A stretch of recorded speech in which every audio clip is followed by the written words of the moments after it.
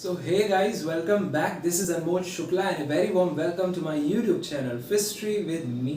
अगर आप भी कर रहे हैं कोई भी मैनेजमेंट कोर्स या कोई भी प्रोफेशनल कोर्स जैसे कि BBA या MBA या कर रहे हैं कोई भी बिजनेस रिलेटेड सब्जेक्ट की स्टडी अपनी क्लास 11th या 12th या कहीं पर भी, तो मेरे कुछ लेक्चर्स या मेरे बहुत सारे लेक्चर्स जो मैं लगातार अपलोड कर रहा हूँ डेली टू डेली आपके लिए बहुत यूजफुल होने वाले हैं ये, क्योंकि मैं बहुत शॉर्ट वीडियोस के थ्रू एकदम क्रिस्टल क्लियर जो है वो कॉन्सेप्ट कर देता हूँ, आपके दिमाग में एकदम छप जाता है जो भी मैं पढ़ाने जा रहा हूँ। मेरा मकसद या हम कह सकते हैं पर्पस यही है कि बिजनेस रिलेटेड सारे कॉन्सेप्ट जल्द से जल्द मैं करूँ आपको एकदम क्लियर, ताकि आप गुड टू गो हो जाओ for your university exam, for your college exam, for your school exams और whatever exams you are giving, और मे बी जब भी आप किसी मैनेजमेंट पोजीशन में जाओ ये कॉन्सेप्ट्स और ये सारी बातें आपके लिए हो बहुत ज़्यादा यूजफुल। तो ज़रूरी यही है कि चैनल को कर दें सब्सक्राइब, बेल का आइकन दबा दें ताकि आने वाली जो ढेरों वीडियोस है वो आपको मिलती रहे और उनसे लाभ जो है वो आप उठाते रहे। So let's start.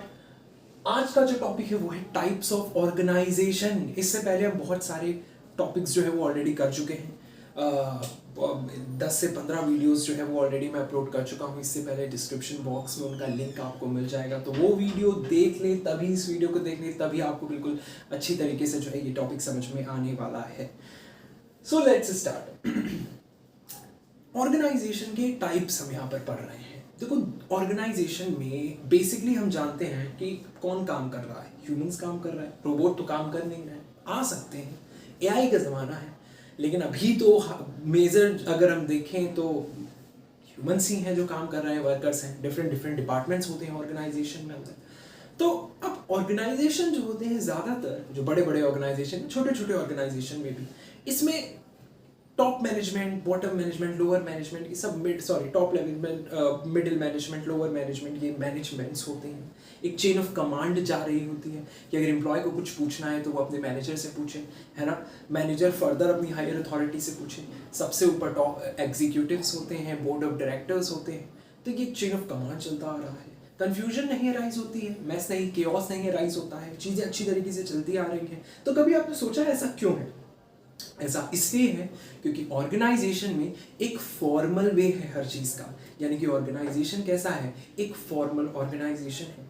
और इसीलिए हम पढ़ने जा रहे हैं अपने टाइप्स ऑफ ऑर्गेनाइजेशन में दो तरीके का ऑर्गेनाइजेशन को, formal organisation and informal organisation. माफ कीजिएगा, आज मैं थोड़ा सा धीरे बोल रहा हूँ क्योंकि थोड़ी सी तबीयत मेरी नासाज है, पर इट डजंट मीन आपको कॉन्सेप्ट नहीं समझ में आने वाला। कॉन्सेप्ट समझ में आएगा, और कॉन्सेप्ट समझ में आए तो वीडियो को लाइक जरूर करिएगा। Thank you so much. So मैंने आपको बताया कि भाई ऑर्गेनाइजेशन में ये फॉर्मल स्ट्रक्चर है और इसी को हम फॉर्मल ऑर्गेनाइजेशन कहते हैं, ठीक है।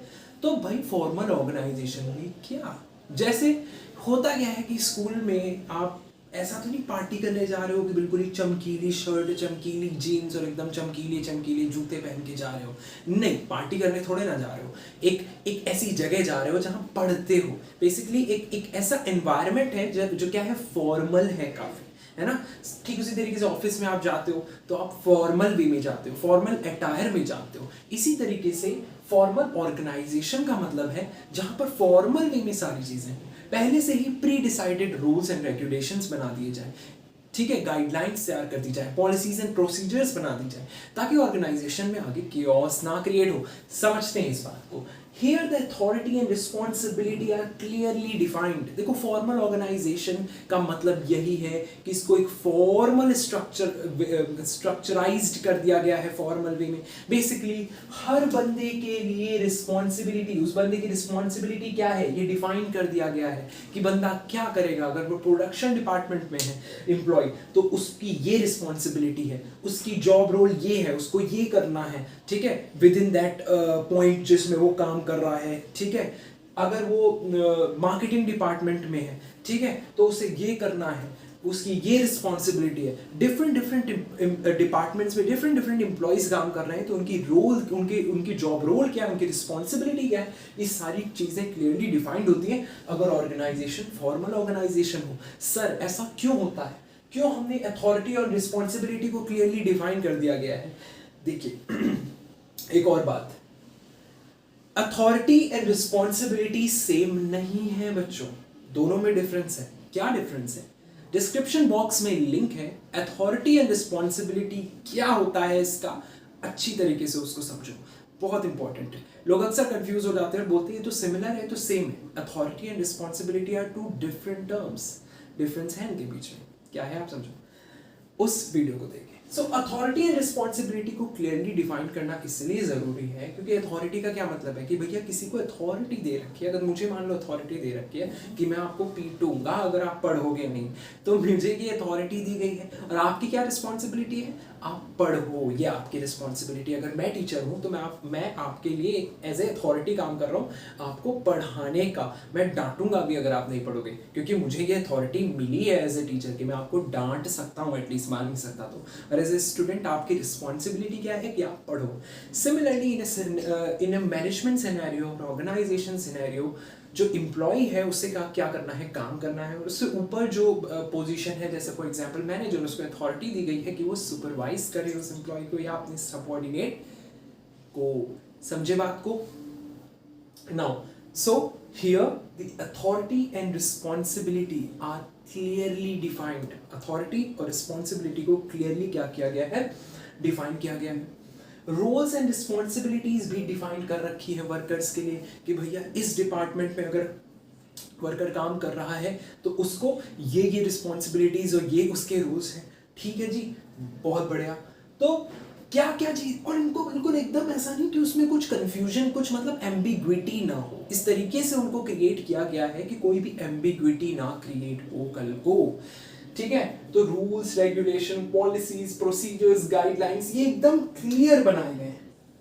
क्या बनाए गए? एकदम क्लियर, ताकि कल को ऑर्गेनाइजेशन में at the time of decision making कोई भी दिक्कत ना आए, कोई भी एम्बिग्विटी या केओस ना क्रिएट हो। इसलिए इन सब को क्लियरली डिफाइन किया जाना चाहिए।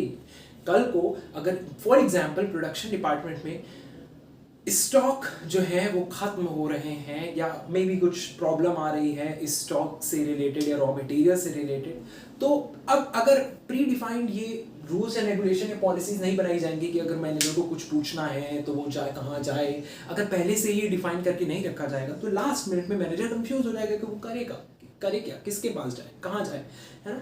तो क्योंकि ये सारी चीजें डिफाइन की जा चुकी होती हैं मैनेजमेंट में पहले से, ताकि कल को अगर ऐसा सिनेरियो आए भी तो वो चीजें तुरंत की तुरंत क्या हो, सॉल्व हो।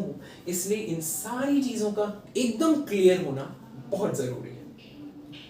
फॉर्मल ऑर्गेनाइजेशन एक ऐसा ऑर्गेनाइजेशन भी होता है जहां पर डिफरेंट डिपार्टमेंट्स होते हैं। We know that in any organisation we have number of departments, चाहे वो फाइनेंस डिपार्टमेंट हो जो मनी रिलेटेड एस्पेक्ट्स देखता है सारे ऑर्गेनाइजेशन की, चाहे वो प्रोडक्शन डिपार्टमेंट हो वो प्रोडक्शन रिलेटेड एस्पेक्ट्स देखता है ऑर्गेनाइजेशन के, चाहे वो मार्केटिंग डिपार्टमेंट हो, एसईओ, ऑनलाइन मार्केटिंग, ये सारी चीजें देखता है। तो डिफरेंट डिपार्टमेंट्स, डिफरेंट सिनेरियोज होते हैं, उन सभी को इंटीग्रेट कर दिया जाता है to achieve organisation goals, to achieve organisational गोल।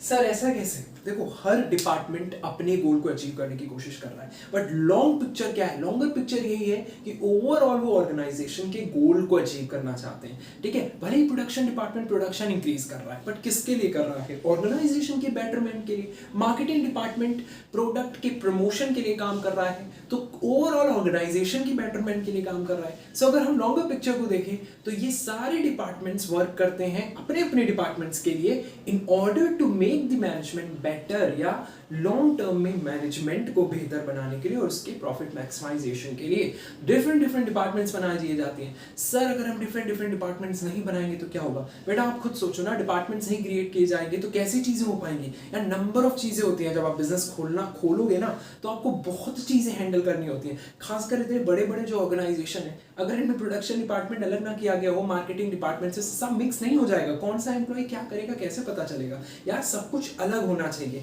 एक इन्वायरमेंट एनवायरनमेंट अलग होना चाहिए। प्रोडक्शन डिपार्टमेंट का एनवायरनमेंट अलग होगा, मार्केटिंग डिपार्टमेंट का एनवायरनमेंट बिल्कुल अलग होगा, और होना भी चाहिए। अगर दोनों मिक्स हो गए आपस में, सो केओस तो क्रिएट होगा ही होगा। इसलिए ज़रूरी है कि डिफरेंट डिफरेंट डिपार्टमेंट्स हो और हर डिपार्टमेंट अपने गोल्स के लिए काम करे, ताकि ओवरऑल ऑर्गेनाइजेशन का गोल जो है वो अचीव हो जाए। नहीं तो मैस क्रिएट हो जाएगी, प्रेशर आएगा एम्प्लॉय पे। अगर इतना ज़्यादा कह सकते हैं कि डिपार्टमेंटलिज्म नहीं होगा अगर, तो प्रेशर तो ऑब्वियसली आएगा एम्प्लॉय पे, ज़्यादा काम का बोझ आएगा। ऐसे कम से कम एक डिपार्टमेंट लगा हुआ है एक गोल के लिए, स्पेसिफिक गोल के लिए, नंबर ऑफ टीम्स बनाई गई हैं पर्टिकुलर प्रोजेक्ट्स के लिए, तो चीज़ें आसान हैं। I hope you got an idea मैं क्या कह रहा हूँ। अगर समझ गए तो प्लीज़ टेल मी कि हाँ जी सर मैं समझ गया हूँ, आपने जो बात बताई टाइम स्टैम्प के साथ। Let's talk about the last point, establish chain of command. जैसा कि मैंने कहा कि अगर लोअर डिपार्टमेंट में, लोअर मैनेजमेंट में अगर कोई एम्प्लॉय या वर्कर चाहता है कुछ पूछना, उसे कुछ कंफ्यूजन है और उसे नहीं पता उसे क्या करना है, ठीक है, तो वो किससे पूछेगा?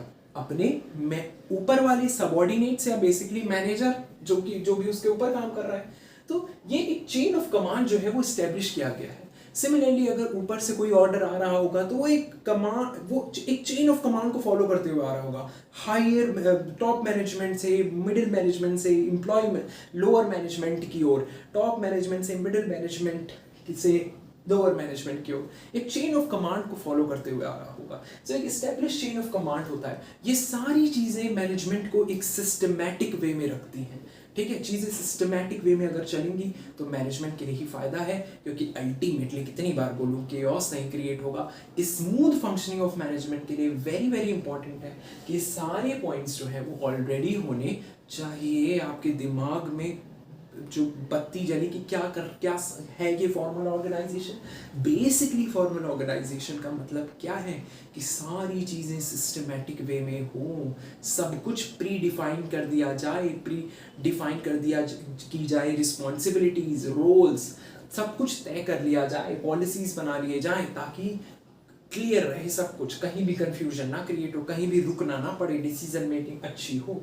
डिपार्टमेंटलिज्म कर लेना, यही है फॉर्मल ऑर्गेनाइजेशन। सर एडवांटेज तो हमें समझ में आ गए फॉर्मल ऑर्गेनाइजेशन के लिए, कि स्मूथ फंक्शनिंग मैनेजमेंट की, अच्छे से मैनेजमेंट चले, but what about its disadvantage? Are there any disadvantage? Yes of course there are many.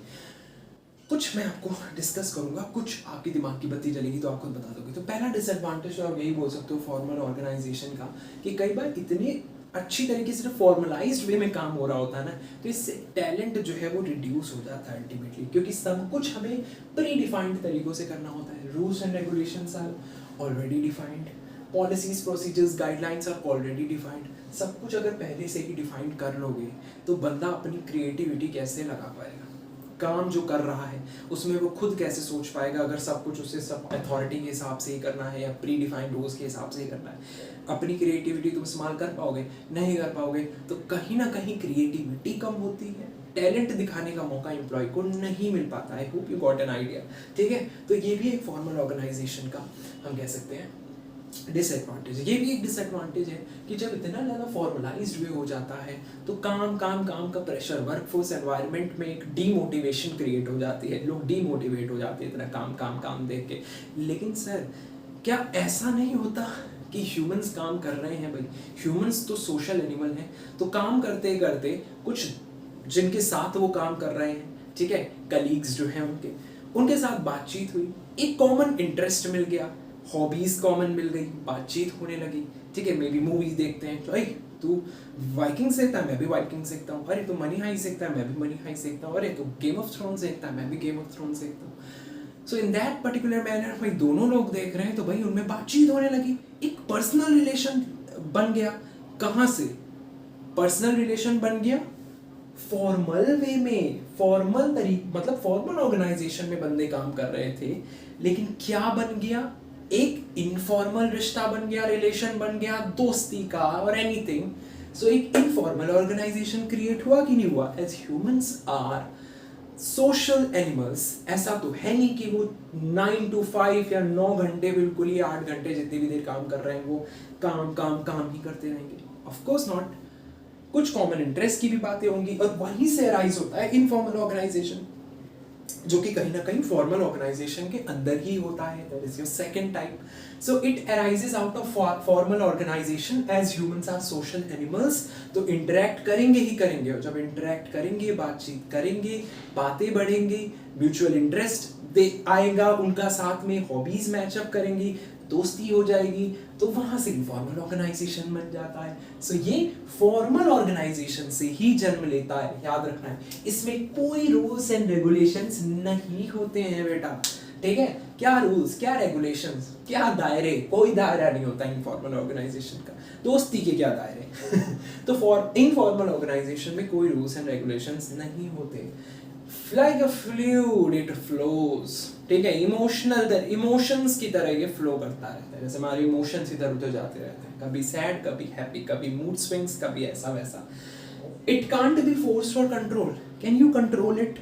Can any higher authority, the board of directors or any top executive can control you making, when you make a relation with, a friendship with some other colleague or friend? No, they can't. It can't be forced or controlled by management. Informal organization कभी भी कोई management control नहीं कर सकता, क्योंकि वो होगी ही होगी. जब ह्यूमंस काम करेंगे तो आप उनको मार के ये थोड़े ना बोल सकते हो भैया ये नहीं होना चाहिए, किसी और से बातचीत मत करो, दोस्ती मत बढ़ाओ.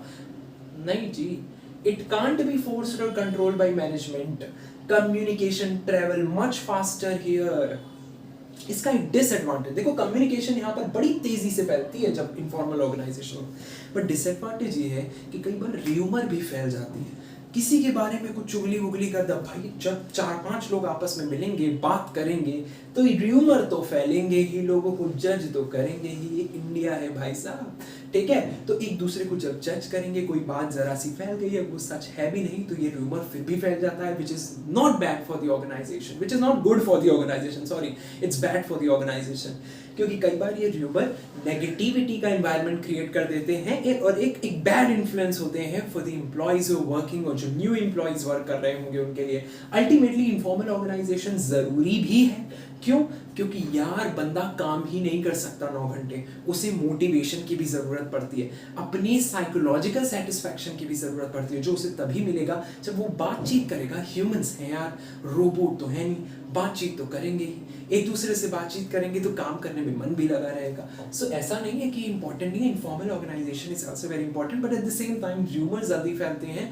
और अगर पूरी तरीके से फॉर्मल ऑर्गेनाइजेशन हट जाए और इनफॉर्मल ऑर्गेनाइजेशन ही रहे तो भी गड़बड़ है. इनफॉर्मल ऑर्गेनाइजेशन ही रहेगा तब तो कोई सिस्टमैटिक वे रह ही नहीं सकता, केओस तो होगा ही होगा. इसलिए मेरा यही है, at the end of the day मैं यही कहूंगा, कंक्लूजन में यही निकालूंगा कि एक ऑर्गेनाइजेशन का एक बैलेंस रखना बहुत जरूरी है between formal organisation and informal organisation. Formal organisation होना बहुत जरूरी है, एक मस्ट कंडीशन है फॉर्मल ऑर्गेनाइजेशन होना ऑर्गेनाइजेशन का. At the same time informal organisation भी होना चाहिए, बट र्यूमर्स नहीं फैलाने चाहिए, या ये कहें कि इनफॉर्मल ऑर्गेनाइजेशन फॉर्मल ऑर्गेनाइजेशन में एक लिमिट तक, एक बाउंड्री तक ही सही है, उस दायरे को पार नहीं करना चाहिए. और वो दायरे कौन बनाएगा? इंडिविजुअल पर्सन बनाएगा. ठीक है जी. तो I hope you got an idea, और आपका माइंड जो है वो इस कॉन्सेप्ट से रिलेटेड बिल्कुल खुल गया होगा. खुला है कि नहीं कमेंट करके बताओ. मिलते हैं नेक्स्ट वीडियो में. Take care.